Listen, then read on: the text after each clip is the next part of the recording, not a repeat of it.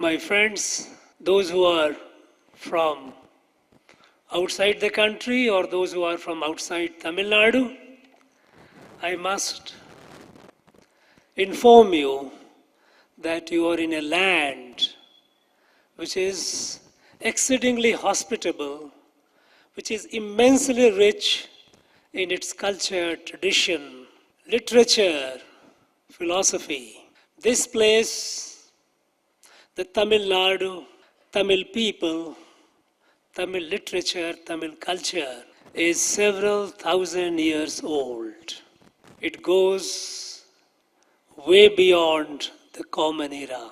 And since then, this land has nourished, has shaped the culture, civilization, and the idea of our great country, Bharat. Right from great Tiruvalluvar, Tirukural, a stunning, unique blend of Dharma Shastra and Niti Shastra, unique combination of spirituality and ethics. In the 1330 Kurals, it has practically put things, it's like putting an ocean into a basket. It happened several thousand years ago. And we continue to derive inspiration and strength from that. Human beings are in conflict with nature, and the result is Mother Earth is heating up. Glaciers are receding. Polar ice caps are melting. Rivers are drying up. Forest covers sinking. Island nations are facing imminent danger of being wiped off the map of the earth. Huge problem. Man, human being versus nature. Then we are in conflict with ourselves, human being with human being. And we are witnessing wars.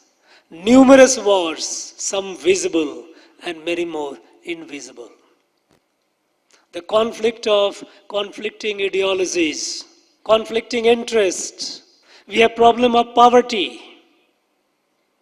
A large section of our people in the world are still hungry, starving for food. We too, during the colonial period, since they had destroyed our agriculture and they had made us to produce commercial crops for their markets, like opium, indigo, instead of food grains, and excessive extortionary taxations, our agriculture had suffered hugely, and when the British left, we were facing a starvation. Famine had begun during their time itself. India never witnessed famine before. Thanks to our scientists, thanks to our farmers, within a short period we became food surplus. And we are in a position to feed the hungry in the world. When COVID struck, it didn't spare anyone in any part of the world. When we didn't know the way out, at the time when the developed countries, advanced countries, when they developed vaccines, there was an expectation that perhaps the empathy for a fellow human being elsewhere would emerge, would assert, and perhaps the medicines and vaccines would be shared with the less privileged. But it didn't happen. Instead, vaccine nationalism began.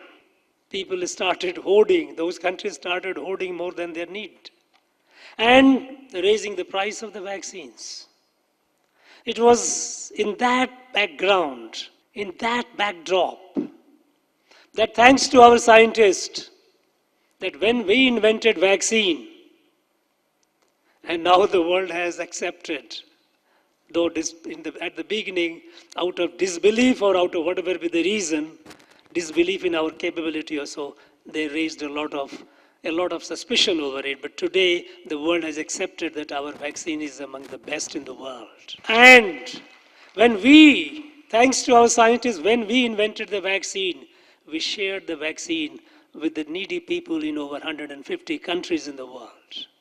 And that too free of cost. This is Bharat, this is India. Bharat, no, it was not built by any king or any queen. It is a cultural and civilizational evolution. Cultural and civilization evolution that began since the days of Rig Veda, when our people discovered and the truth, the mystery, resolved that we are all part of a family. Be it human, be it animal, be it plant. We are all children of this Mother Earth. And so we have a relation of kinship. And when we say Vasudhaiva Kutumbakam, it is not just in one language, it is in every language. Here in Tamil, we say, Yadu Mure, Yavarum Kelir. It is everywhere, in every Indian language it has, because it is our sanskar. It is in our DNA. In the last about 9 years, our country has witnessed and is witnessing multiple transformations at multiple levels. How come, if we say that we have opened over 500 million bank accounts, if we are doing direct benefit transfer to over 500 million people, if 110 million farmers are receiving direct benefit transfer thrice a year, and all the recipients are getting, if we have built more than 30 million houses, as you mentioned, in the span of last few years, how could it be possible? Could it be possible by the government? No, certainly not. Government alone cannot do. And this is a lesson which India has to share with the rest of the world. Which Prime Minister, the Prime Minister Modi, incredible person, incredible thoughts. The notion that we are talking about, which is the motto of G20, is the Vasudhaiva Kutumbakam, the world is a family, is applied here in our country. He is the one. Because before colonization, our outlook was different. But during colonization, there was a lot of perversions. What the change that the Prime Minister brought about? He looked at the country as a kutumbam, as a family. And when you have a kutumbam, when you have Bharat, India as a family, then sickness is not the problem of an individual, or one set of people, it is the problem of the entire family. And that is why, when the problem of health being started, he started resolving, addressing the problem of the health. When the Ayushman Bharat, there is no distinction between a person from Tamil Nadu or Tripura.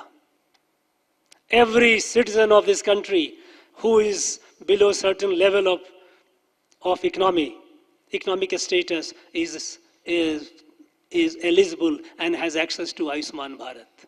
Believe the trust in the people. That is, the trust in the people and treating the country as a family is a model for the rest of the world. And what could be a better forum than G20? Because G20, we all know how powerful a group it is. It can change the destiny of the world. It can shape the future for a better living of the humanity. It has far more potential for transforming the world than any other body in the world, any other multilateral body in the world. And women empowerment.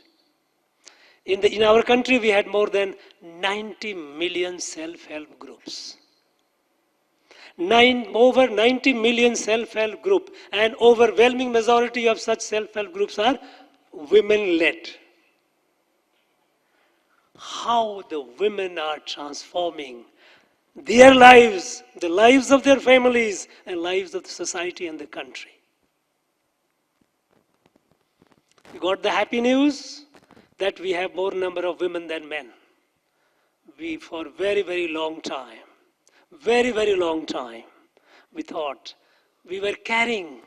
And if today we have more number of women, and in our own state, Tamil Nadu, I was happy, in fact, when the latest electoral roll was presented to me, I was happy to find that we have nearly 15,000 more women voters in Tamil Nadu than men.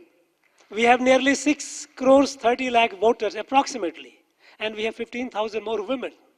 It is what a delightful. But how did it happen? It just didn't happen. Just like that. It happened through multiple initiatives. Right from our Prime Minister initiative of Beti Bachao, Beti Padhao. Providing toilets in every household. Providing toilets in every institution, every school for the women. Nutrition, prenatal, postnatal. Incentives and facilities for the girl children education, for their entrepreneurship.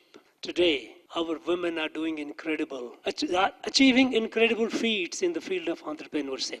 I once again thank this institute, Sri Krishna Institute of College of Engineering and Technology, its chairperson, and all of you present here. I wish you all the very best. Thank you. Jai Bharat.